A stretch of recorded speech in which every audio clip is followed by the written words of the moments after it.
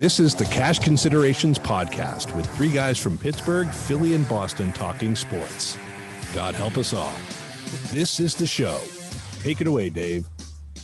Welcome to the Cash Considerations Podcast. Today is Tuesday, March 8th. It's late back east. It's after dark, even out west. But we're here to record on a Tuesday late night. It's a throwback edition of the Cash Considerations Podcast. My name is Dave Sharapan. I am the Sportsbook Consigliere at Sportsbook Consigliere on the Twitter. With me tonight, the boys, as always, looking fresh, ready to go. He's up in Boston. Man, this basketball team up there has turned it all around.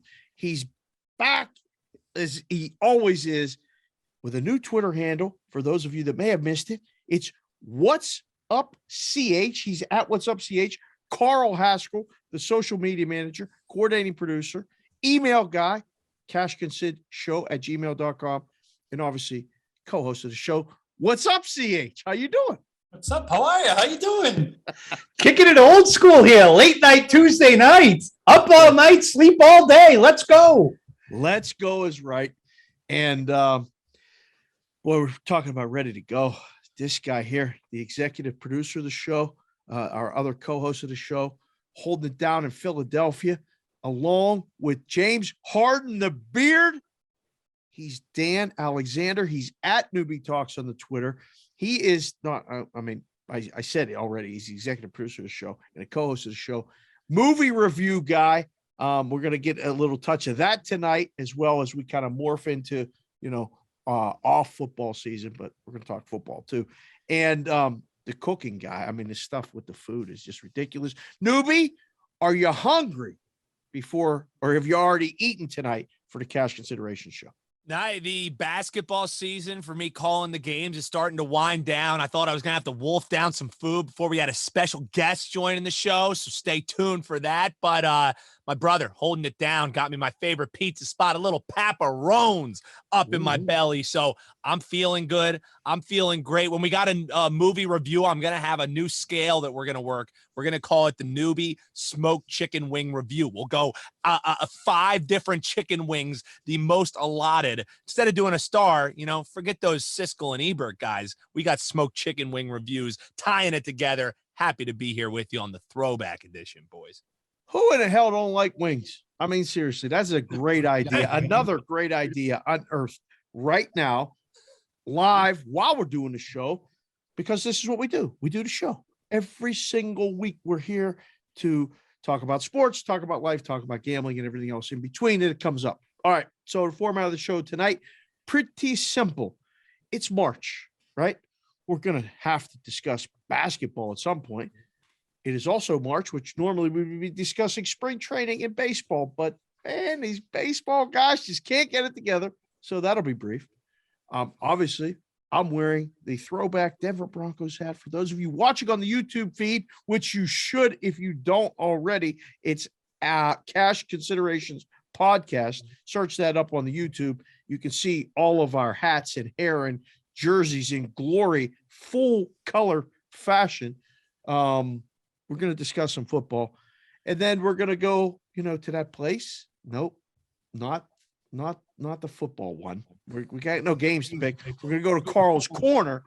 We're going to discuss a couple things there, take a minute, and then out. All right. So quickly, baseball still not solved. That's it. That's it. Nothing else to talk about. We have nothing else to discuss there. Where season wins are down. Pennant odds, World Series odds. Listen, some offshore places are taking odds on when the first games will be played. So I'll ask you boys that one question. It's March 8th right now. CH, May 1st. Before or after will we see our first Major League Baseball game this year? This year or next year? Oh, boy. At this point, honestly, I wouldn't be surprised if we lose the whole season. So I'm going to take after. Ooh. Neuby, May 1st. I've been saying since the beginning, Dave, and I know our baseball guys don't want to hear it. I think they're all in for the long haul. I'm going to take the over on March 1st. The after, however you want to say it, Right. it's going to be after May. And honestly, they may sacrifice half the season. Like I wouldn't be shocked. Nothing would shock me with these guys at this point, Dave. And I've been saying that since the beginning. You know, I'm Mr. Flip Flop. I've stayed in that lane the whole time. You guys both have. I mean, you've been saying it, and I didn't really believe it until the last time we got together and did the show, and I was like, yeah, it's not going to happen. And now May 1st is the day that I see places are putting up, and like legitimately June 1st it could be, and they're talking about making bases bigger and adding the pitch clock and changing the whole all this shit. Like just get together and play the games. Like that's where we got to start, but can't even do that. All right, that's it for that. Football. We have to discuss this, okay? So the intention was to kind of discuss, like, you know, the combine and whether Neuby watched it or not, and what he took away from that. He didn't really watch it. CH, and, you know, what we're doing with, like, you know, is it really going to be like the Patriots season and all this other stuff? No. Okay. Aaron Rodgers signed for a bag of all bags. I don't know yet. He went on with Pat and the boys and said, everybody relax. I'm coming back. The pack is back. But he didn't say the numbers. But then, I mean, that was enough news, right? Today, Tuesday. And Pat does a great job with the Aaron Rodgers interview. Russell Wilson. The Seahawks said, all right, we're good. If Russ wants to go, we'll trade him to Denver.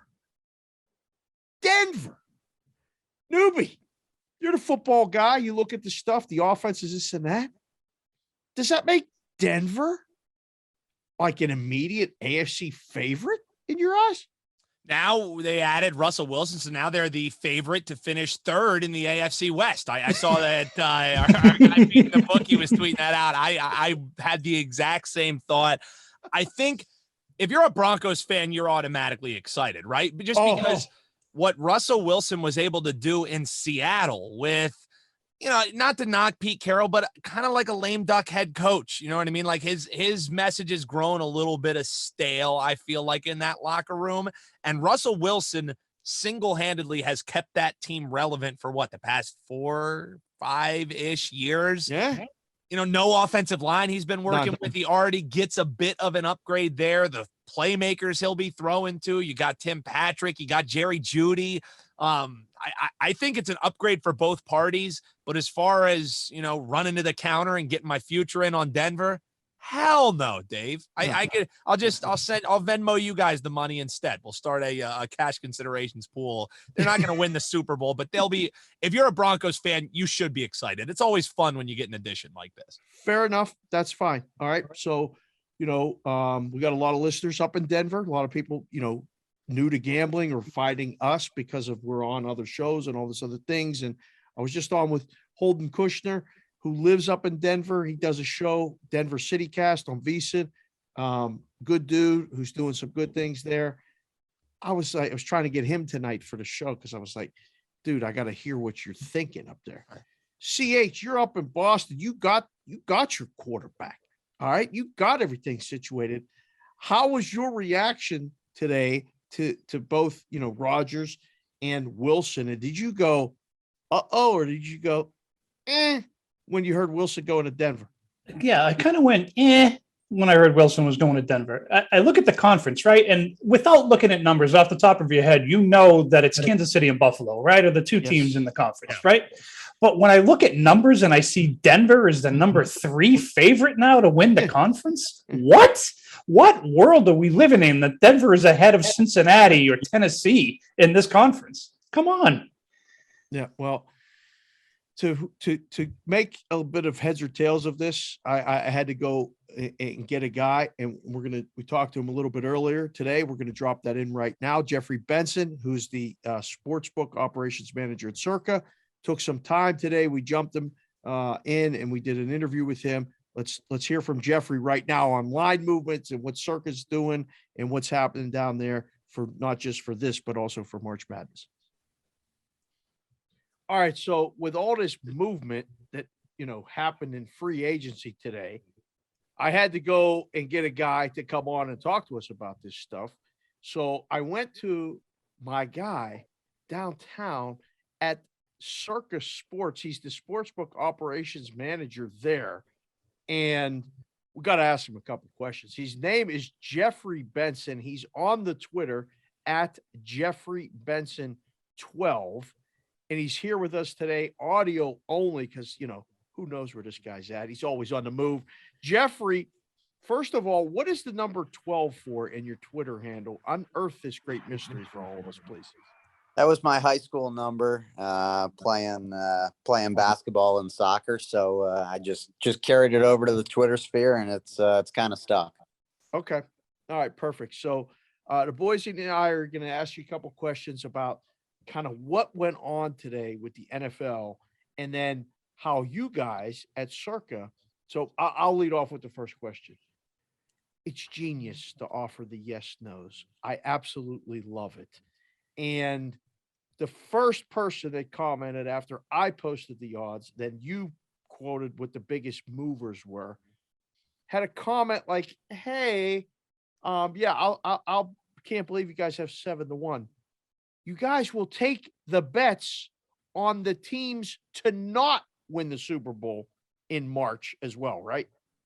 Yeah, absolutely. You know, I think it's a fantastic talking point, and it's certainly one that's maybe a little underutilized here, you know, in Vegas, and you know, certainly in the States. You know, I think when you look at these future markets, you know, akin to the stock market, you know, a lot of places have, you know, a buy side, but there's very rarely times where people have the sell side. And I think for us, it certainly keeps us honest.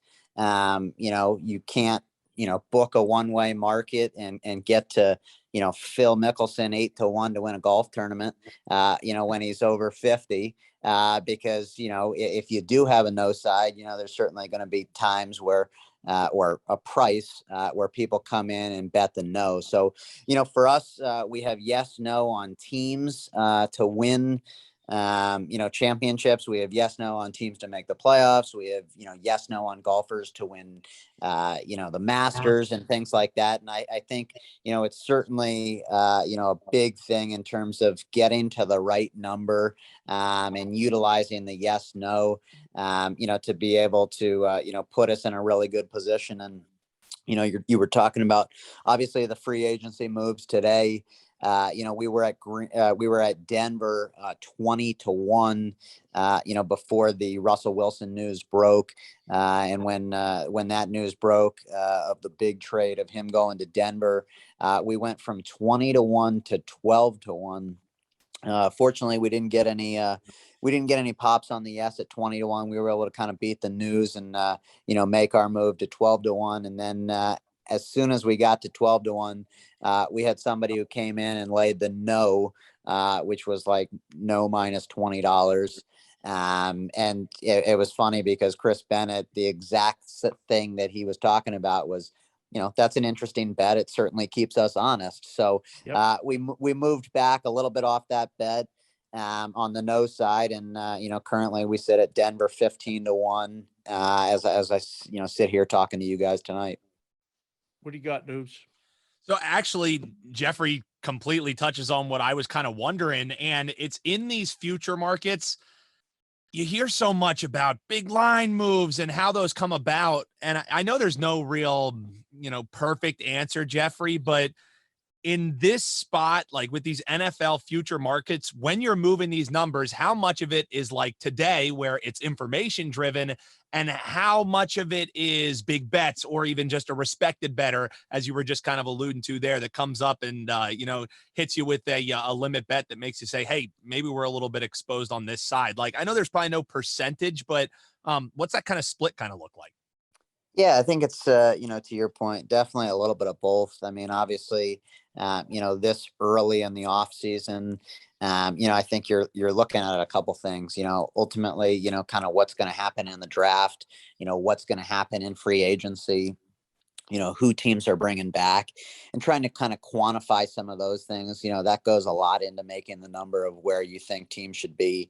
I think Denver was maybe artificially a little bit lower than what they would have been otherwise. Because there was obviously talk of, the possibility of Rodgers going there. And then, obviously they were looking for a veteran quarterback. So I think from that perspective, you're going to move aggressively, this early in the off season, to try to get to the right number as quickly as possible. And those moves and those, managing those positions, maybe a little bit bigger today, as opposed to, say maybe 8, 10, 12 weeks into the season, where you definitely have a lot more data points, and where the market's maybe a little bit more efficient. Now, Jeffrey, I know you got something for him. Yeah, so I'm kind of curious, Jeff. So let's say this is yesterday and Denver doesn't have a quarterback, right? And you got maybe Wilson's going to be traded there, or maybe Rodgers will end up there, or maybe Garoppolo is going to end up there.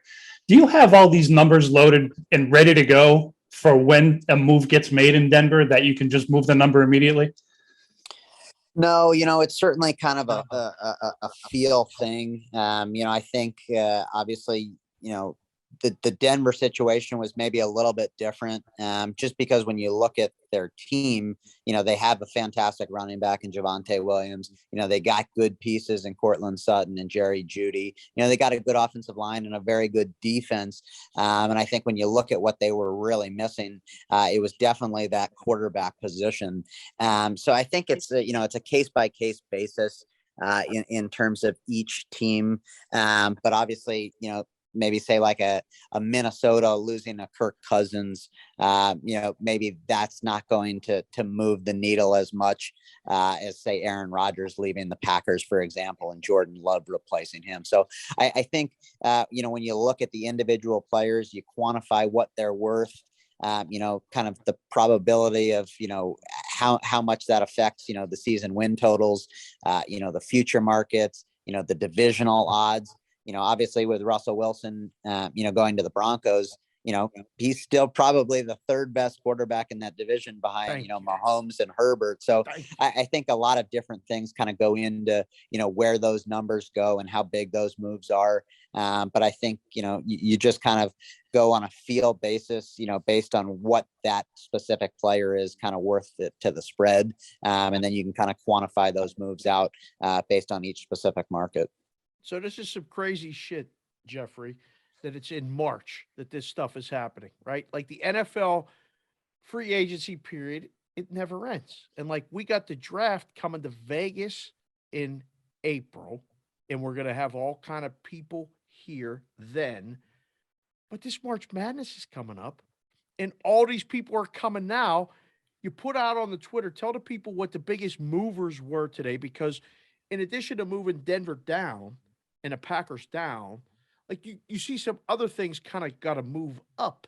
Like poor Seattle fans, sorry, they ain't winning anytime soon. They got a lot of people, and we got a lot of people listening to the show in Seattle. It ain't personal. You got to move the numbers up, Jeffrey. There's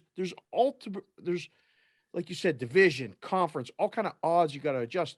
But what teams maybe got better odds today after move like the Broncos going down? Yeah, I mean, obviously you touched on the biggest Super Bowl movers for us. Obviously with Rodgers announcing he was returning to Green Bay, they went from plus 1150 to 7-1. Denver obviously went from 20-1 to 12-1, then back up to 15-1 on that no bet. And Seattle, obviously, without a quarterback, hopefully they're, it looks like they're possibly going to trot out Drew Lock. They went from 40-1 to 125-1. So for us, obviously, we target a specific theoretical hold for each individual market. Currently, the Super Bowl today, obviously after some of this uncertainty kind of played out, we went from 22% down to 20%. On the conferences, we went from 18% to 16%. So as you alluded to, Dave, obviously, certainly raising the odds of some teams to get back to that targeted desired hold percentage. When you look at a team like Green Bay, obviously with Aaron Rodgers returning, certainly going to be the class of the NFC North. So obviously as you lower the Packers, You're probably going to make proportional moves to raise the Bears, the Lions, the Vikings, and to raise, some of those, shorter favorites in the NFC. And then obviously, with what played out in the AFC with Russell Wilson going to Denver, that shakes out, a little bit in terms of, Denver being the, maybe the second or third favorite in the AFC behind the Bills and the Chiefs. So just kind of, like I said, weighing that stuff. And as you lower other teams, you're going to raise certain teams to get back to that desired hold percentage. Yes. And it's just kind of a balancing act, and trying to find, where we can kind of get bites on some of these other teams as the odds get longer. So I don't know if you know the boys from, Neuby is from Philadelphia and CH is from New England. I'm both fans of those teams. I'm from Pittsburgh. I'm facing my reality is Mason Rudolph and Haskell and not Haskell, Haskins. It might as well be Haskell playing quarterback. I don't know what the hell they're doing, but like we're in trouble. Okay, so I already know you got to move the Steelers up. Tell the boys breaking the news that like you can move up both the Eagles and the Patriots, right? Like they're not winning the Super Bowl now, especially right. Tell them. Well, like I said, obviously, as you lower certain teams, you're going to raise certain teams, and definitely, I would say, maybe the Steelers, the Patriots, and the Eagles would be on that short list of contenders to raise. Fair enough. What else you got for them, Noobs? I was just wondering, like, Jeffrey, as far as the role that you play, what is your favorite point in the sports betting calendar? Like, are you thriving when it's this craziness? You have March Madness, you have people betting the NBA, and now you have these crazy moves in the NFL, or you kind of like it when it slows down a little bit, especially, I mean, if there is no baseball season, it's going to be very slow this coming summer. Like what's the kind of feel for you of, do you have a kind of favorite part of the sports betting calendar, either personally or professionally? Yeah, I mean, obviously, for me, I certainly enjoy the fall and winter time, when you got, the core four sports, certainly in order. Obviously being in the sportsbook industry, there's really no better time than the football season. And, obviously Dave will tell you that, football will always remain king. So for me, I'd say fall and winter's definitely my favorite part of the season. But I certainly enjoy the summer as we kind of get into the golf season. I enjoy the Masters. We'll have the four majors. And you definitely do get a little bit of a break. But, even if we don't have baseball, for me, I'll certainly be focusing, quite a bit of my energy, on golf. But like I said, I think, the fall and winter months for me being in the industry, that's when you have the most people in the sports book. That's when you got the most sports going on. And obviously, as you come right out of Super Bowl and lead into March Madness, there's certainly no better time to be out here in Las Vegas. Jeffrey, where are you from originally again? Northern Virginia, grew up on the East Coast, about half an hour outside of DC. So I grew up with the Washington Redskins, the Baltimore Orioles, the Capitals, the Wizards. So definitely not the greatest of fan bases in terms of perennial sports success. But once my Capitals got a Stanley Cup, I felt pretty good about myself. CH, you got one more for Jeff on the way out?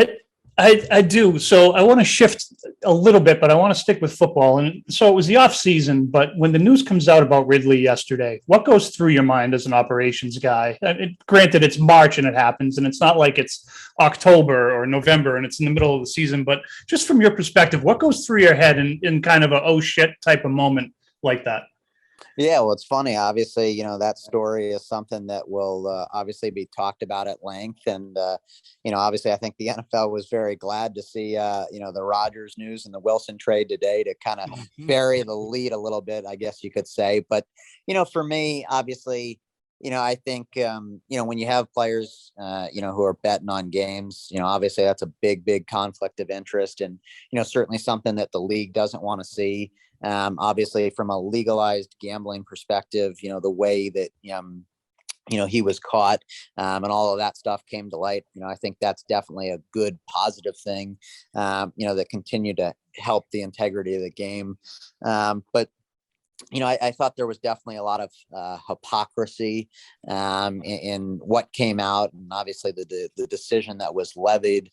This is an organization talking about the NFL, that can't wait to get in bed with every gambling operator that they can find. And, I think it's, a little bit hypocritical to talk about, the integrity of the game when I think we all realize that, it's about how much money, one can make off of this. So from that perspective, I thought there was a lot of hypocrisy surrounding it. But, definitely, this will certainly be a wake up call for a lot of players in terms of what to do and not do.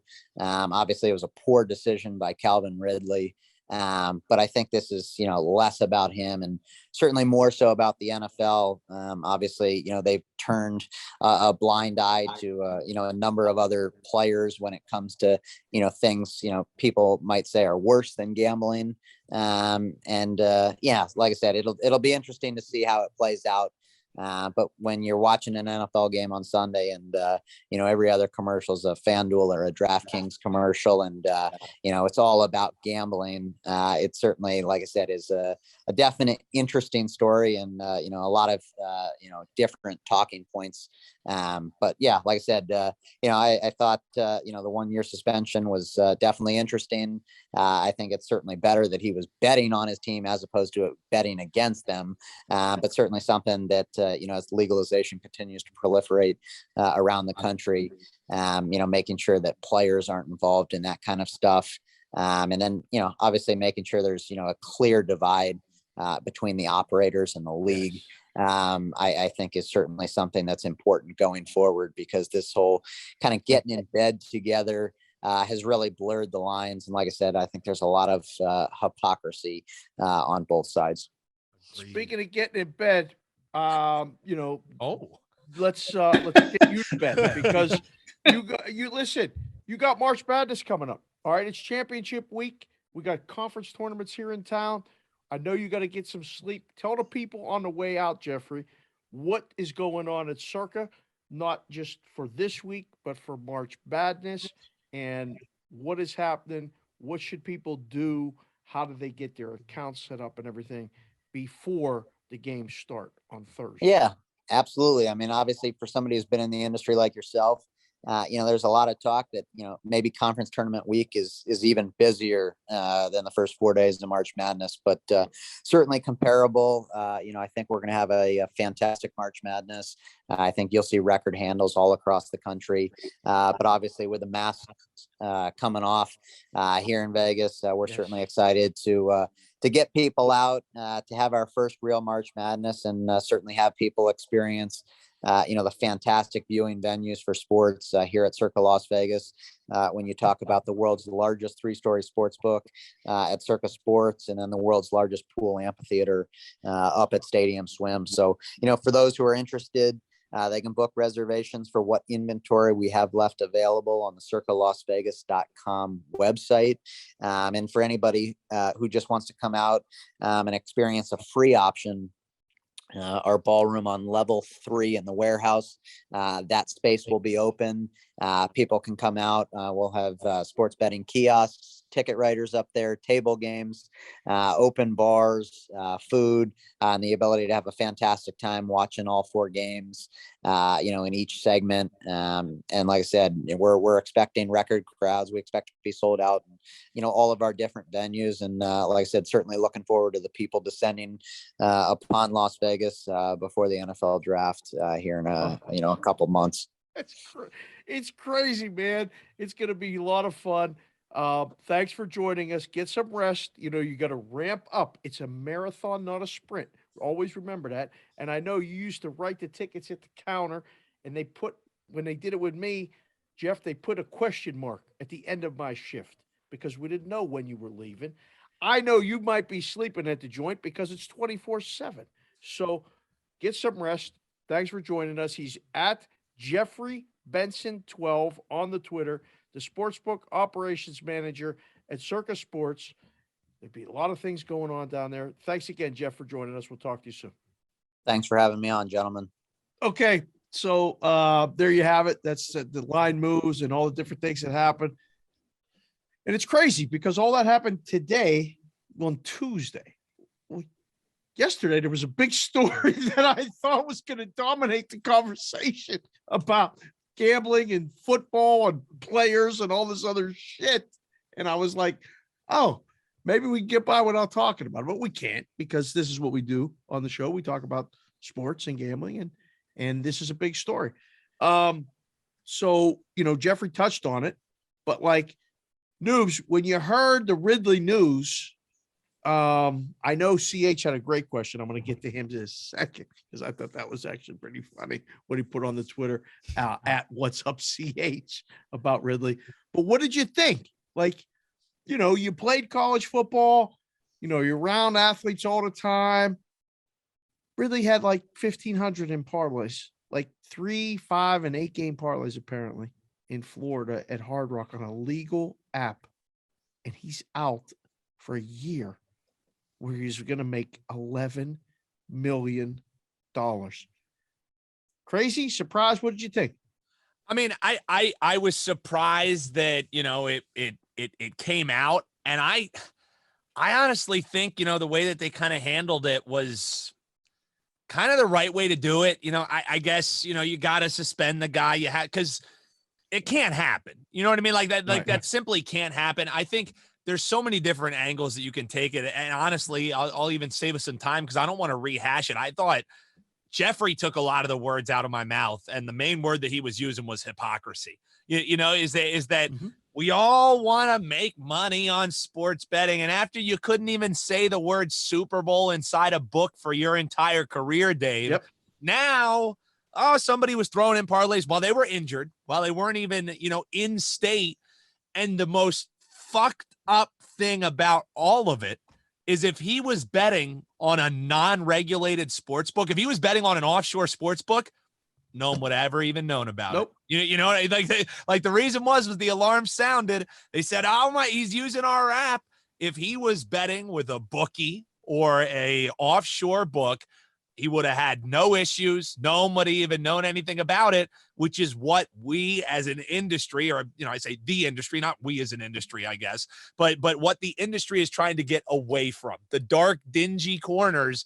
And if he was betting in those dark, dingy corners, guess what? He would still be betting in, his bookie would probably love him, because he's playing 18 parlays.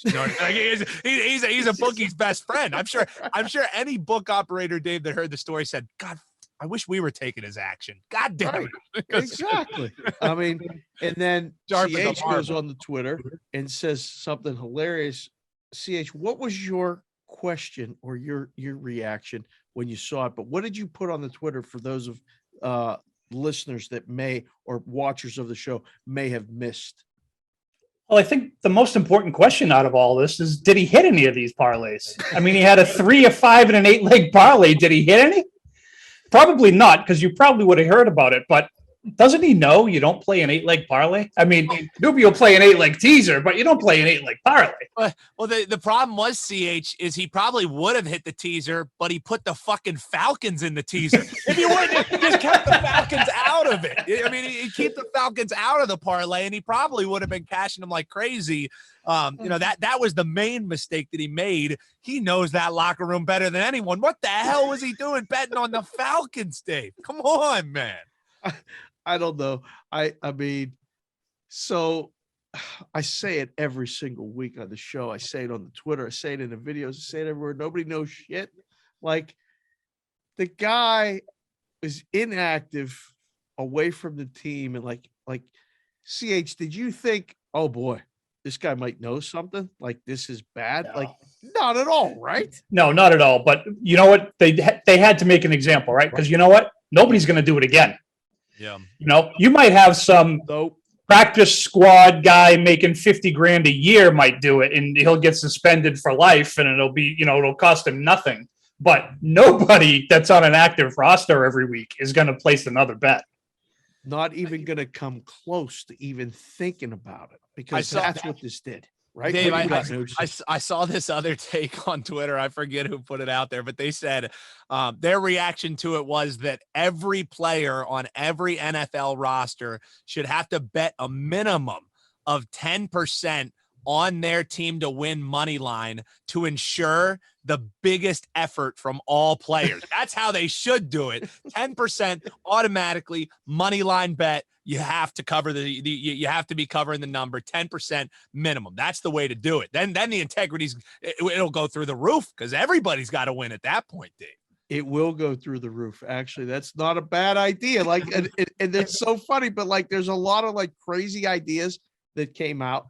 There's a lot of really crazy takes from a lot of people that came out, and a lot of the morality police came out. Oh, you can't do this. Yep. Oh, you can't do that. And I virtue thought, signaling. Yeah. Oh, goodness gracious. I'm like, do you really think he's the only player that ever bet on a game? No, absolutely not. Do you think he's? They're all doing DFS. Well, that's the other thing that I think Jeffrey didn't mention, but the hypocrisy of it is that fantasy is not gambling. They said that. That's their words. That's not my words, and that's certainly nobody's words in the book. They won that legal argument, and they said fantasy is not gambling. So we can have players having fantasy shows now and like telling them, put me in the lineup. I'm going to get 2 touchdowns. The offensive game plan is designed to throw it to the right side, which is this wide receiver spot. You should play him. There's all that, and that's okay, but this isn't. I get it. The guys, you can't have the players gambling on the sports for perception wise, but you can't charge integrity fees either. You can't have it both ways. But the thing is, too, is part of the part where Calvin Ridley fumbled the ball was the fact that, he was using his own IP or his own unique account to place it. I think we're kidding ourselves if these guys aren't having their buddies or their family placing bets for them. There's no way to prove that they don't have a proxy betting for them. So, I think that that's another thing where I think this brought into light maybe something that nobody wanted to admit was happening. But now that there's the shining example that Calvin Ridley was betting on games, there's other players that are doing it. They're just maybe doing it a little bit more savvy than Calvin Ridley is in my opinion. I can tell you, I don't remember now because it's been like a month and a half, but whoever was supposed to return the opening fucking kickoff in the Super Bowl to get me my payout obviously had money on the touchback. He might have done it himself. He might have had a proxy. It might have been his cousin, but somebody there made some money off of that. You might be onto something, Dave. Absolutely right, because that ball was right on the damn goal line. All he had to do was catch it and run out and he just ran by like he didn't even see it. Like, hey, I lost it in the lights. See you later. Cash my ticket. I had it like plus 175 too. Those motherfuckers. You're absolutely right. There's a lot of things that I think it brought out, and I think it's gonna continue to bring out.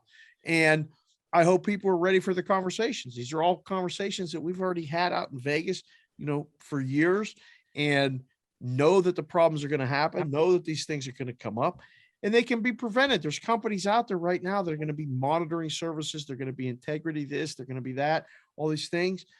They're all full of shit too, but I mean, at least they're trying to keep it.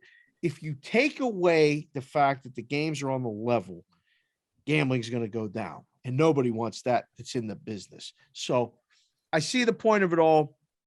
It's very interesting. The NFL got lucky that the free agency stuff happened today because it's out of the news cycle until the next one happens. When that's going to be, who knows? I'm sure we're going to have some crazy ass draft prop thing come up where somebody put a line in wrong. I'd say this, I think the NFL, the books are more worried about the guy who's betting them and beating them than they are about a player betting them. 100%. That's the book's concern. This is an NFL concern. Right. And that's, and I had this kind of queued up for my take a minute, Dave, but that's, I don't think it's coincidence that this big quarterback signing and the Russell Wilson, it just happens a random Tuesday in March, the day after the Calvin Ridley news come up. I just think there was maybe some accelerated timelines after the Ridley news came out. And, there's nothing wrong with that. I think it's another shining example of the NFL being the kings of damage control. There is nobody who can bury a lead better than the NFL, and I don't fault them for it. I mean, they know how the 24-hour news cycle works, and they play that shit like a fiddle. Man, do they ever. They're so good at it. You know who else is good? Let's transition to basketball. Oh, man. Couple teams here, boys, of, hosts on the shows. Got some basketball teams. This shit's being played. We'll get to the Celtics in a second. But man, oh man. I mean, it's unbelievable what's going on. I mean, and Neuby, your beard looks exceptional right now. I actually stopped shaving it a little bit. I'm gonna try and harden that shit up a little bit. It looks really good. Speaking of harden, that's what I was thinking of, the beard. Yeah. Didn't he get traded? He did get traded. He did. And he's dancing. He's dancing, is he? I wonder what he would dance to. If I was James Harden, what would I do? Oh, just get to the goddamn song. Oh, we do!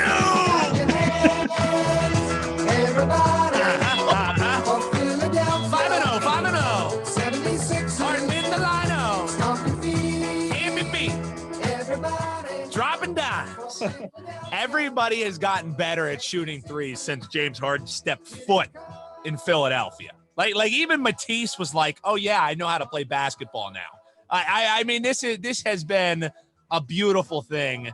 It's so beautiful that even CH was like, "Screw this bullshit you guys do every week. Just play the damn song." Infectious as the hat switch comes. It ain't no more Russell Wilson and Denver talk. Dave now squarely in the 76ers hat. They play the Nets on Thursday, boys. I wouldn't be shocked if it was a little bit of a letdown spot for the Sixers, to be completely honest with you. But time will tell. We got all the city of Philadelphia rolling on out to just boo Ben Simmons, I guess. We talked about that before the show. Corny-ass shit right there, Dave. But I'm loving my 76ers. You know, I had to trade in the shirt and tie for my favorite Sixers hoodie. We're back. Biatches. Let's go.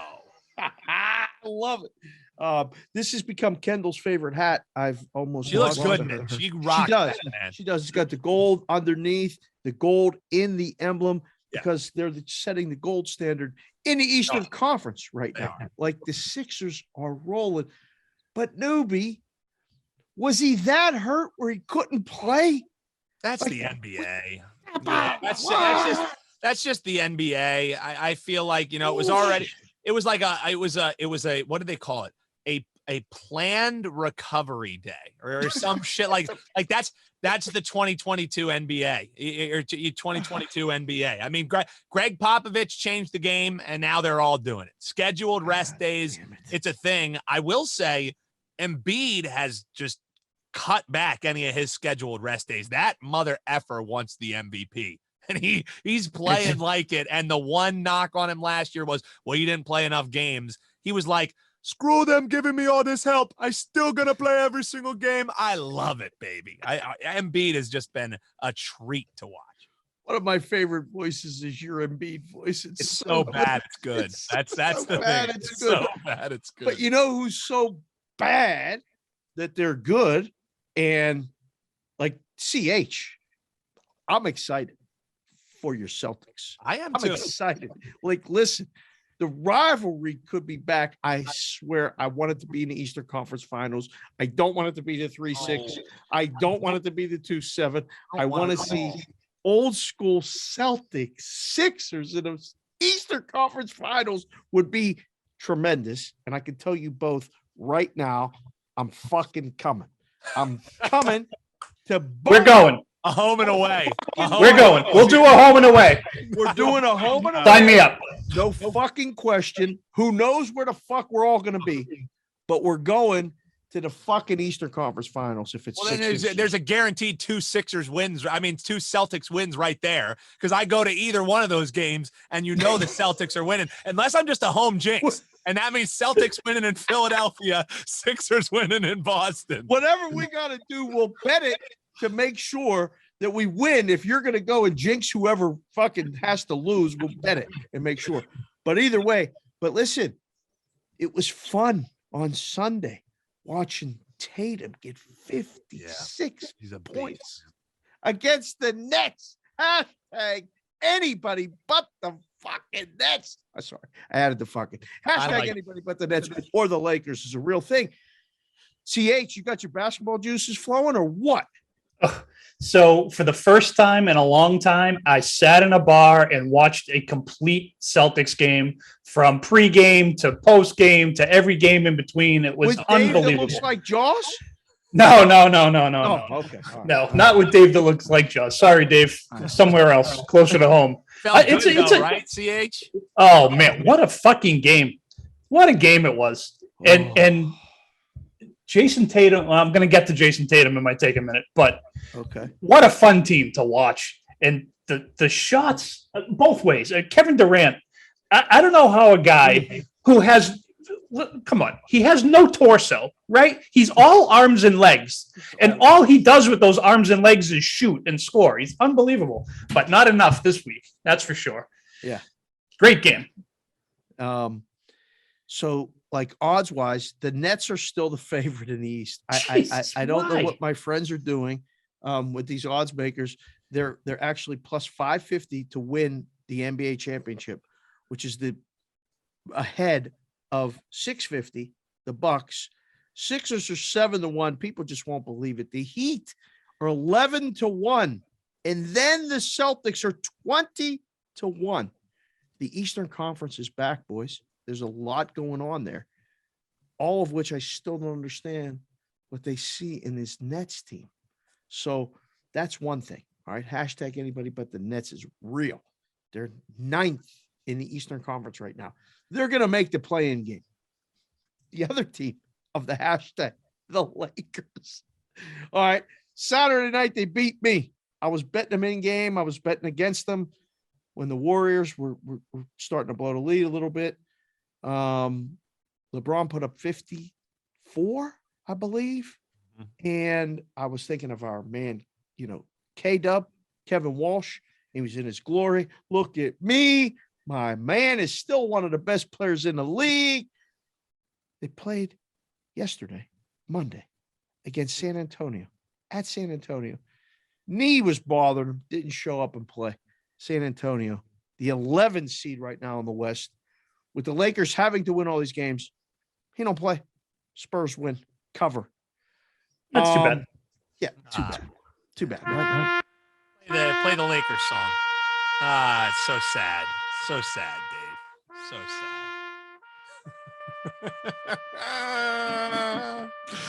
I'll tell 3 you games ahead of Portland. And I hit one of those like in season futures. I saw the Spurs trending upwards, and also pride of Reading, Pennsylvania, Lonnie Walker, Skywalker. Love watching him play.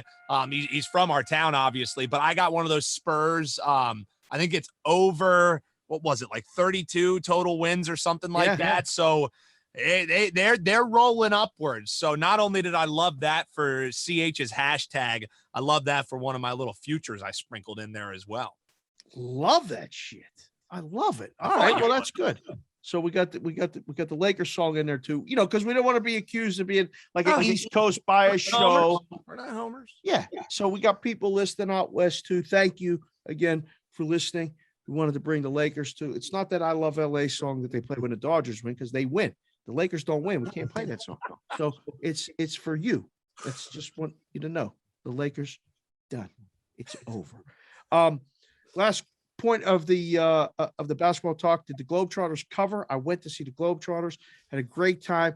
The Globetrotters did not cover the spread. They were, I believe it was 8.5 or 9. They won by 2 on a last second shot. I hate to tell you, they always win by 2 on a last second shot. It's either by 2 or by 3. They never blow them out. So the Generals plus the points is a good bet.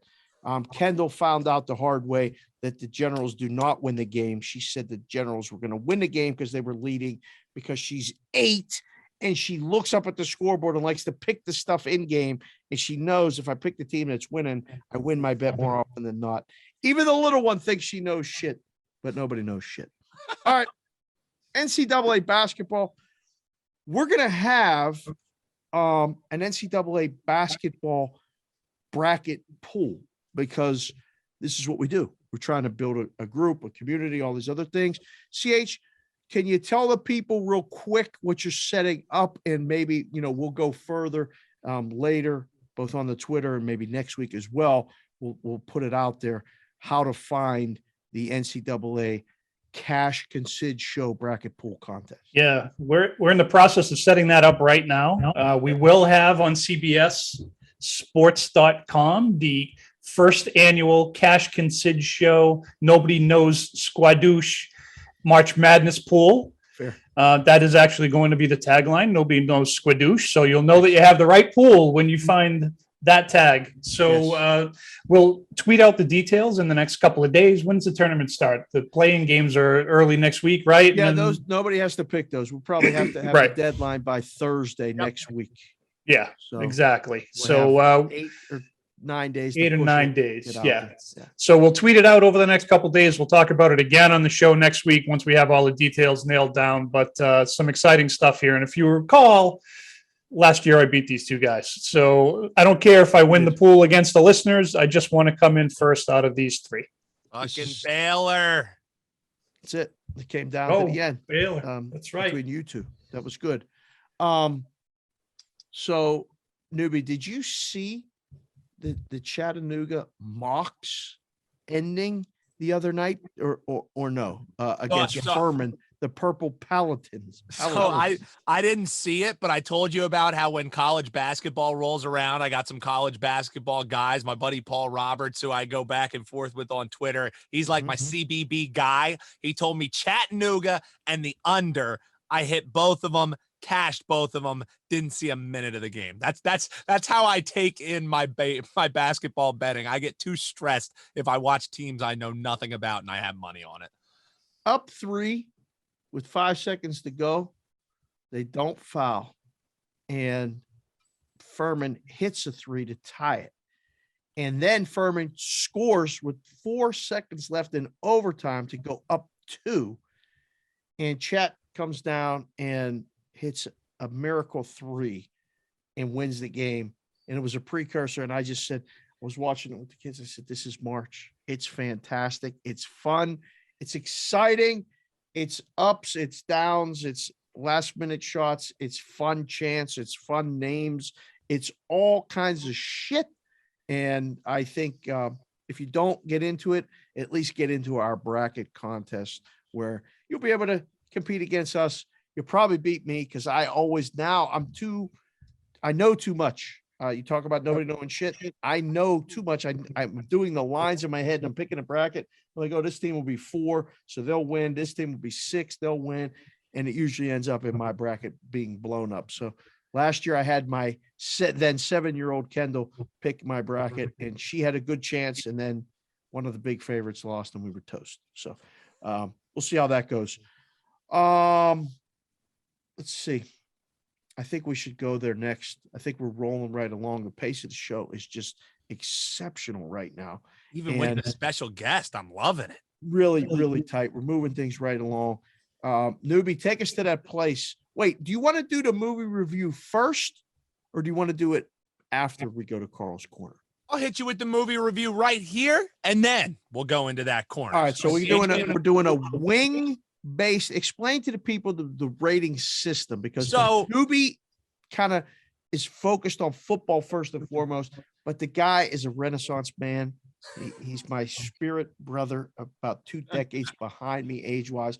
I love movies. We all love movies, but he goes and watches movies and then can come up with a quick, like a 2-minute review. You're going to base it on wings. You've combined movies and wings. Yeah, essentially, just so we can brand this away. You know how everybody has their arbitrary like star rating scale or whatever? Yes. Our stars are just chicken wings, smoked chicken wings at that, because Smoker Sundays will return. Oh, they shall return. So you guys know I love my superhero movies. So before we get into Carl's Corner, we'll give him time to do whatever the hell it is he's doing over there in the corner. I went and I saw The Batman, and I'll tell you what, man, the shining star of this is the cast. The casting couldn't have been any more perfect. And Robert Pattinson, the amount of acting this dude does just with his eyes alone, blows your mind. Incredible stuff. Zoe Kravitz, she plays Catwoman. Good God. Whew. That's all I'll say about Zoe Kravitz playing Catwoman. Man. Colin Farrell, amazing actor. You would never even know that he plays the Penguin in this movie. The prosthetics are insane. You would never even know that it's this dude. Look up what he looks like. Look up what he looks like as the Penguin. Not even the same person. Whoa. And then as far as the movie goes, guys, I think DC, who's like the in case you're not as up on the superhero stuff, is like the yin to Marvel's yang. Like they compete against each other, but what DC's been trying to do is go toe to toe with Marvel on superhero movies. Marvel has the entire market cornered on like going to the family fun movies. Let's all sit down. Everybody can enjoy. What DC did with this movie is they showed that there's place for like gritty, like borderline disturbing at times with just how realistic this was. And the story of the Batman goes perfectly with that. It's not so much of a superhero movie as it is a thrilling crime drama and mystery all wrapped into one that, oh yeah, has a badass Batmobile and Batman beating the shit out of people. Like you could just take it as a thriller crime drama and love the movie. Guys, I think it's 4 out of 5 smoked chicken wings on the Neuby chicken wing review. I loved it. It wasn't as great, I think, as the Christopher Nolan Batman movies, but it's different. It's dark.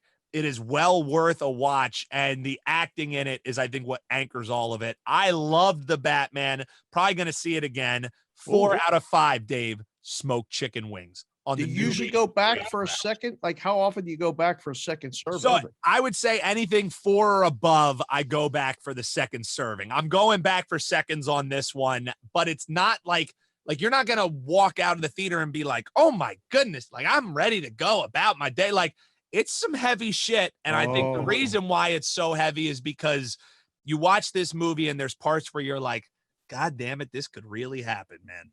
And oofa, because the bad guy in it, the Riddler, isn't your grandfather's. No, this dude shakes you to your core. Paul Dano crushed it. So that is the review of the Batman here on the Cash and Sid show. It's not just sports, it's not just gambling, it's life, it's entertainment, and that's how we do it. You know what else we do, boys? What do you got? We go to Carl's Corner. Looking forward to this each and every week. We deviate from the past. Sometimes it's sports. Sometimes it's just us bullshitting. But for the host, we bring him in. It's Carl Hascall. Take it away. Seeing. I didn't say anything about you doing anything in the corner that time. Thank you very much. Dave, did you notice that right after he finished his movie review, he didn't give me a chance to take any shots at him about going to see a comic book movie, and he just went right into the intro? I've learned. It's pretty smooth. It's good. It's good to be the producer. Listen, we've been doing a show now together. It's over a year. Over a year. Doing the show, and I think we can each see what the other one's thinking while we're doing the show sometimes. CH was ready to fucking bury me. Got right into the corner. Yep. I was even working on a voice. Come on, guys. Let's go see a superhero movie. Come on. I really love this superhero. CH got the voices now. I liked it. I like when we go in the corner and CH comes out swinging, baby. Oh, man. So anyway, in the corner today, Chattanooga kind of got me thinking about this last night. And Chattanooga, you guys been to Chattanooga? I've actually been to Chattanooga. Nope. No, I don't even know. I went to my cousin's wedding, and I don't know if he's probably not listening. His marriage lasted about 20 minutes, and the whole family had to go down to Chattanooga. It was a great family trip, but I think this wedding ceremony lasted longer than the marriage did. But it was a great time. But Chattanooga is one of those places. It's a funny name, right? I mean, there's Chattanooga, there's Lake Titicaca. I think we had the Lake Titicaca Bowl back in January we were talking about on the show. Got me thinking about names, and we've talked about a couple of athletes' names on here. Dave's got one that is kind of the namesake for this segment. I'm not going to spoil it like Dave's done to me the last 2 weeks and take his guy's name. But there are definitely some athletes who have some great names. I know Neuby's going to pull one out that I can't say. Yeah. So I want to see from you guys, what are your favorite athlete names from the past, or maybe even, now? I can tell you, I'm going in the Wayback Machine with a few of mine. So, Dave, I'll let you go first. What are your favorite athlete names? So, all mine are like old and the French names, but I mean, the one that started this whole segment was Fennis Dembo, and he was a college basketball player at Wyoming, and it just Fennis Dembo, and it just rolled off, and he had a great tournament.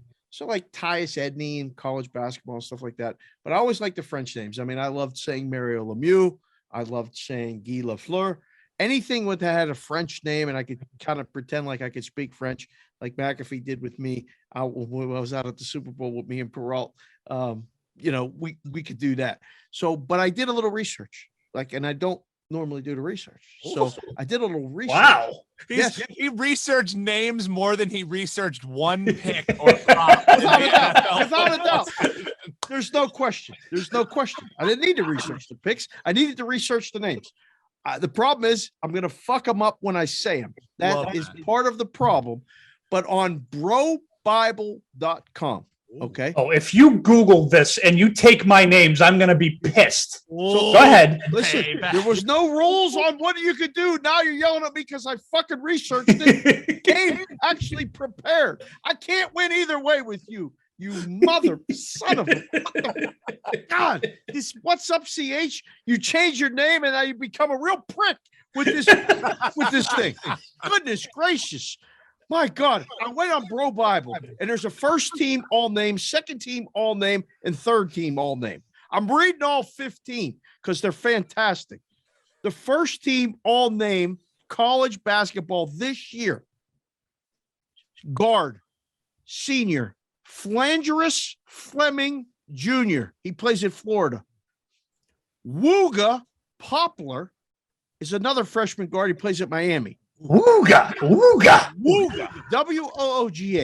Then there's Adonis Arms. Are you fucking kidding me? He's a guard. He's not a forward or a center, but his name is Adonis Arms. He plays at Texas Tech.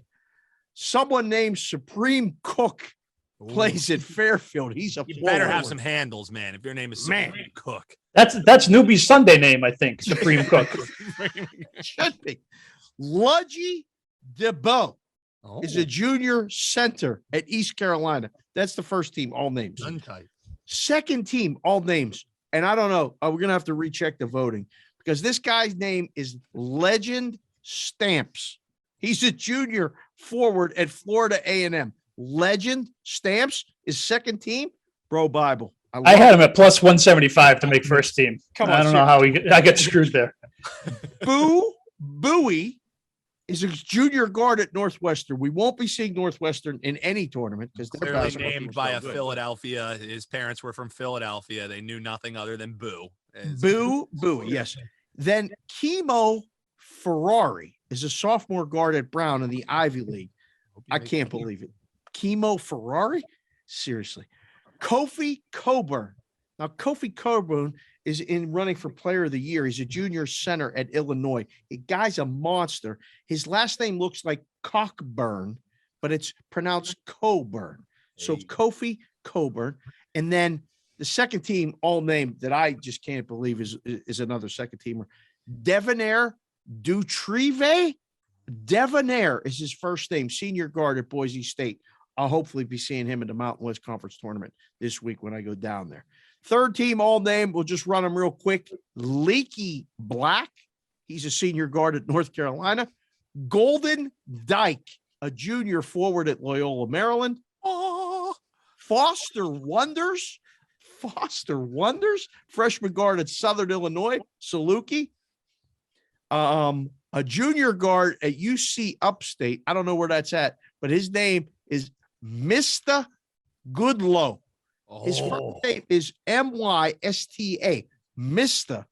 Goodlow. Is that a Stanley Kubrick movie, Mr. Goodlow? I don't know. Might be remembering that incorrectly.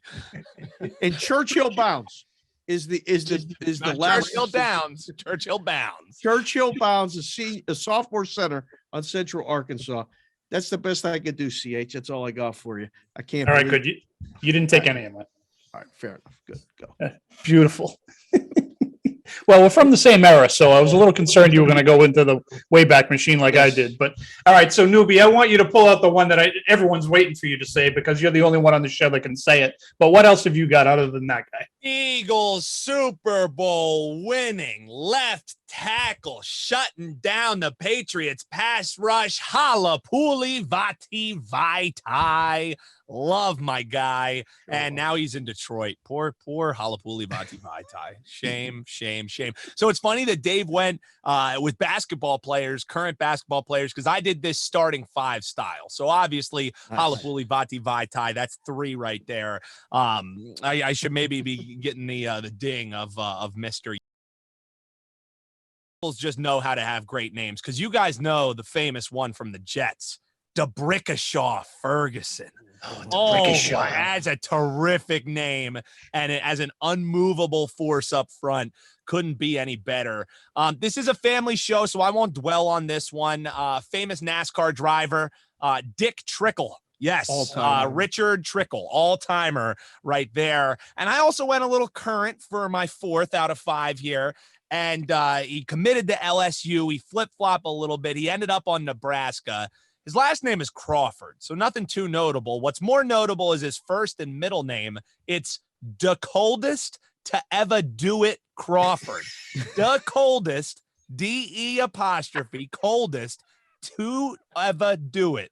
All one word. The coldest to ever do it Crawford. That cannot be his name. Hey, look it up. Dakota to ever do it Crawford plays for Nebraska. We got to get him on the show. Oh, so badly. He went like viral when he was getting recruited. They like had a picture of him, the coldest to ever do it. Amazing. He better be damn good with that kind of name. And then the last one for me, boys, it's Rod Smart, AKA he hated me, baby. That's my starting 5 right there. This was so fun. I love this one, CH. And people better tweet at us at Cash Consid Show and let us know what are some of your favorite sports names. This was a great one, CH. What do you got for the folks? So I kind of went starting 6. I got a hockey team over here. You get one off the bench. You get one off. I actually got a couple of hockey players on my list too. I guess I'll start there. I think my all-time favorite hockey player name, Zarly Zalapski. My all-time favorite player. That's my guy. I have his did not know that hockey card. 33. Yeah, Zarly Zalapski, all-time favorite hockey player. You think you would have brought him up on your list? Well, I was trying to stay on the basketball thing. Yeah, you're trying to. I know, and you were trying to not steal mine too. Zarly's left. Yeah, I didn't want to steal you. But number 33, he was left-handed. He played defense. He skated like the wind. I love that guy. Oh my gosh, I can't believe it. And my other hockey player, this one's a lot of fun because when the Bruins lost to the Blackhawks in the finals in 2013, Johnny Oduya was on the Blackhawks. And every time they said his name, I'd say, Johnny Oduya, know your name is stupid? Johnny Oduya in the corner, Oduya, know your name is stupid? And then they won, and it was even more stupider. How's that? More stupider. That was for you guys. All right, I'm going to go to a couple of baseball players now. I'm going to go with, of course, I'm a Boston guy. You can't get a better name than Yastrzemski. I mean, come on. Oh, come on. Yastremski. Not even looking at my notes. I remember that. They drill it into your head when you're in like 2nd grade, Yastrzemski. Also on the baseball field, this one, Dave, I don't know if you're going to remember. I don't even remember how long he played. He played in Milwaukee, but every time he came to the plate, they would announce his name, Sixto Lezcano. Oh my God, it was worth it just watching the games when they were playing in Milwaukee. Sixto Lezcano. Come on. That's one of the best names ever. He's not Huli Patai or whatever his name is, but Sixto Lezcano is a good one. And then my last 2, I got a basketball player, and we're going back to baseball. I'm going to wrap it up with baseball. But Muggsy Bogues. I mean, Muggsy. Muggsy. What a great name, Muggsy Bogues. And then my last one, going back to baseball, I remember this guy playing. I also remember him being a first base coach for the White Sox, playing in Fenway. And you may have heard that Fenway can be tough on opposing players.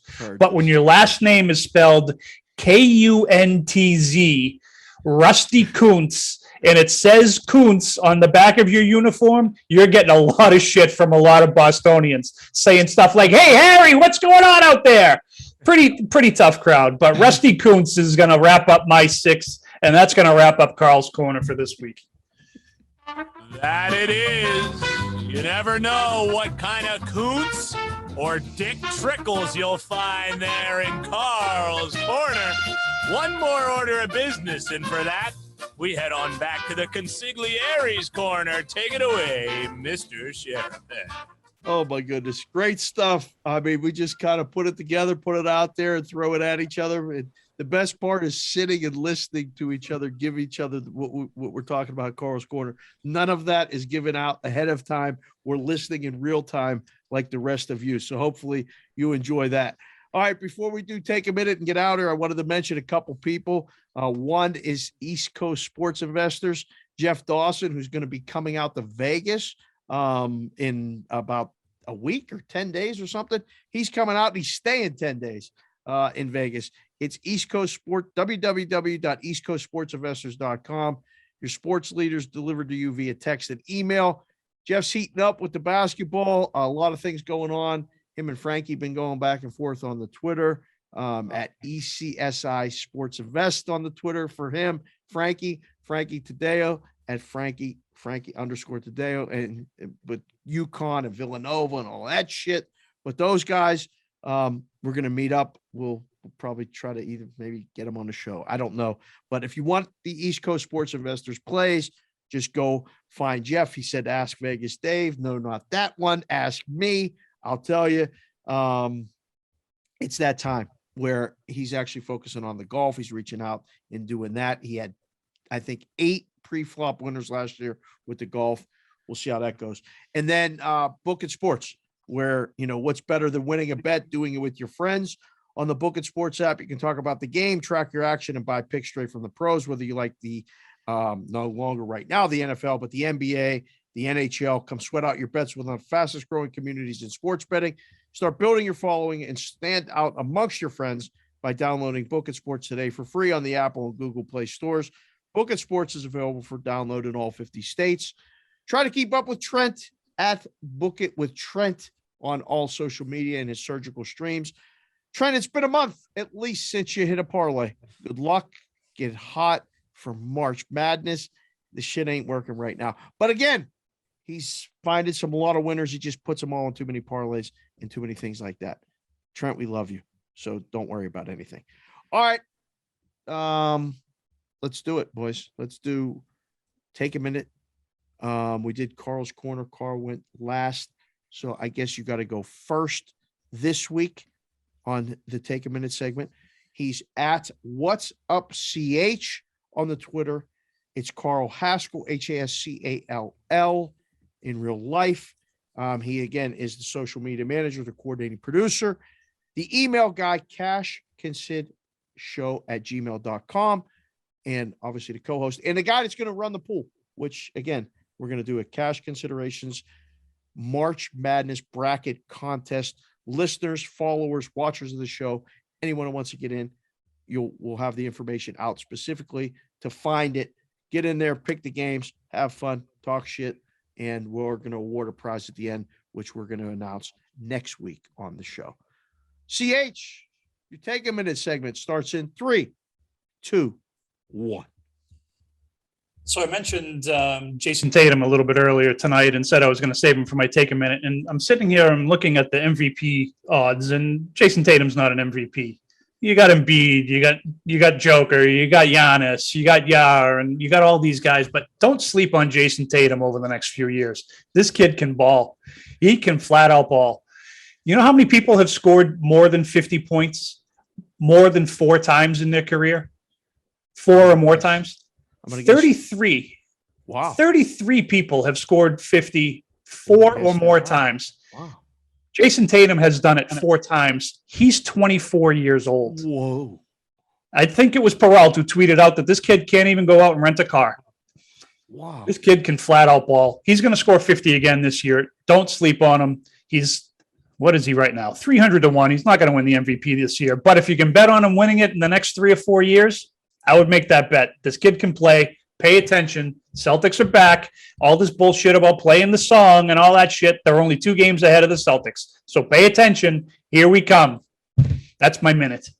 Oh, boy. It's going to hurt so bad when they lose, and it's going to be glorious. It's going to be so much fun. I said last week, how much fun is it going to be when it's Philadelphia and Boston and Brooklyn and Milwaukee in the Final Four? It's going to be a great month of basketball. Oh, my asshole is going to be so puckered for a month. I'm gonna hate that. It's gonna be great. I mean, and listen, it's gonna have all the focus. If they don't figure this baseball shit out, we're not gonna be talking about the Red Sox or the Yankees or the Phillies or the Mets. We're gonna be talking about this basketball. It's gonna be incredible. All right, noobs. Well, we just heard about Jason Tatum. We heard about a lot of things. I agree, by the way.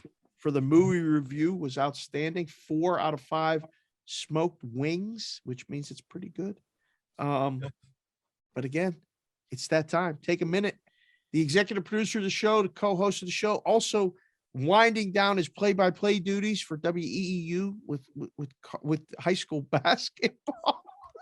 Did he just do that on the video?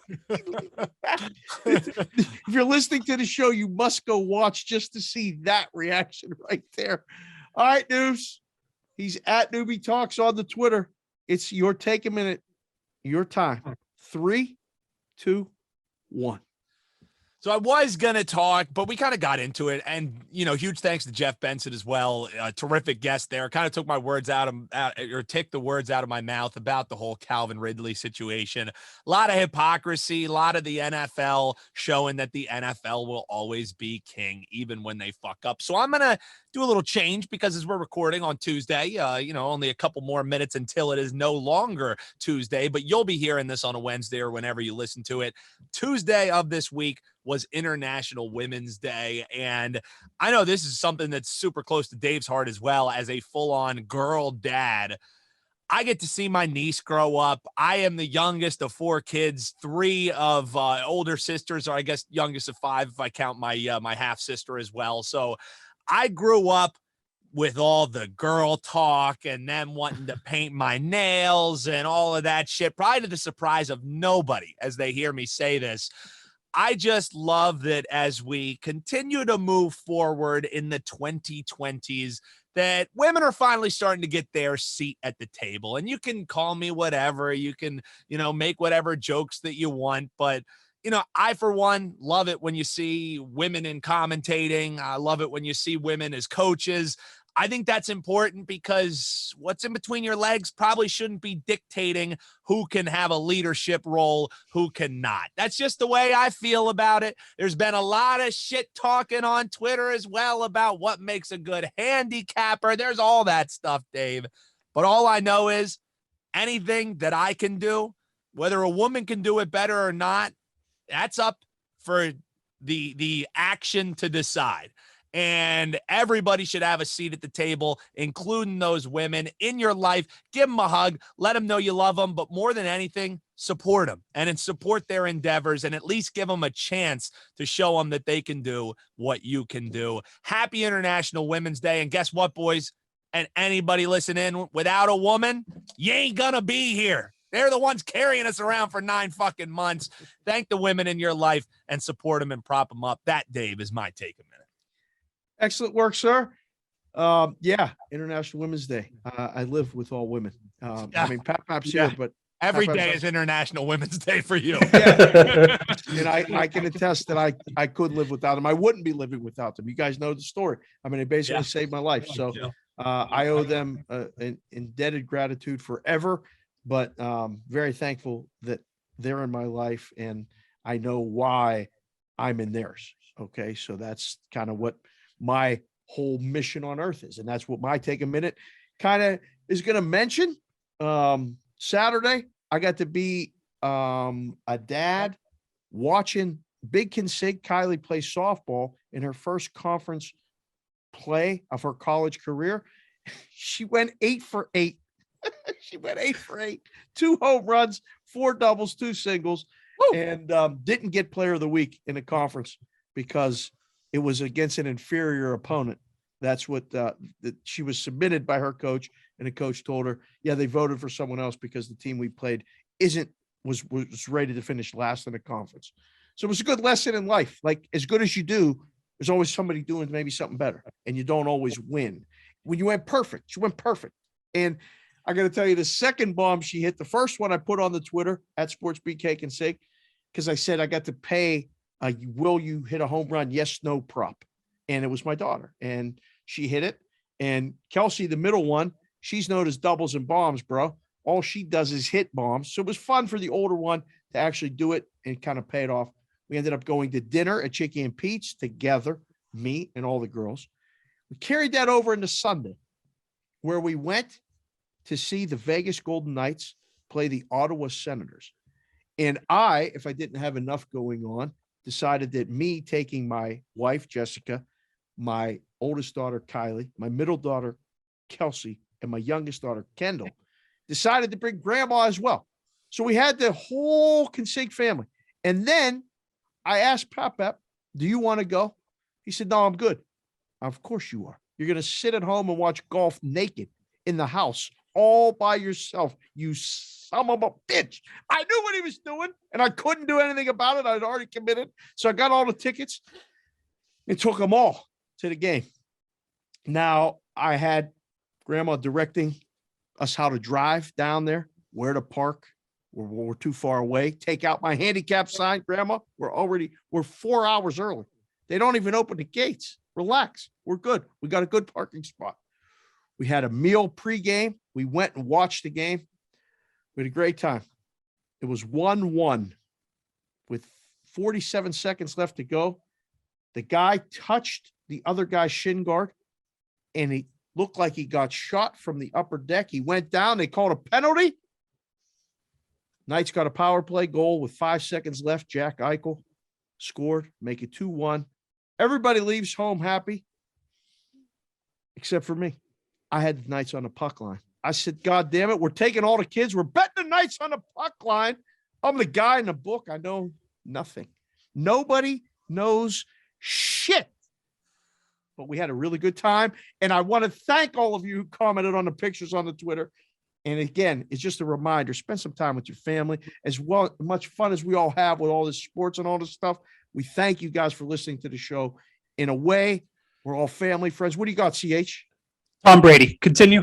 Oh, now I got to get over here and you mother. There you go. I'm not getting the tweets of people yelling at me for not getting at it. Man.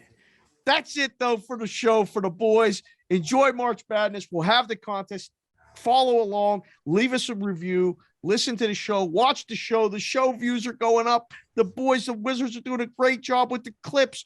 We really appreciate you all. Tell someone to subscribe as well, because apparently, if we get to 1,000 subscribers on the YouTube, we can do live shows. And I don't know what could happen. We're doing the show live as we speak anyway, but if we're doing it live, you can do the chat room with us, like me and Pearl are doing on Bostonian versus the book. It's all over, boys. Thank you for joining us. He's Dan Alexander. We call him Neuby. He's at Neuby Talks. For Carl Hascall, he's at What's Up CH on the Twitter. Myself, Dave Sharapan, the Sportsbook Consigliere at SportsBK Consig on the Twitter. Thanks for joining us. We'll talk to you guys next week.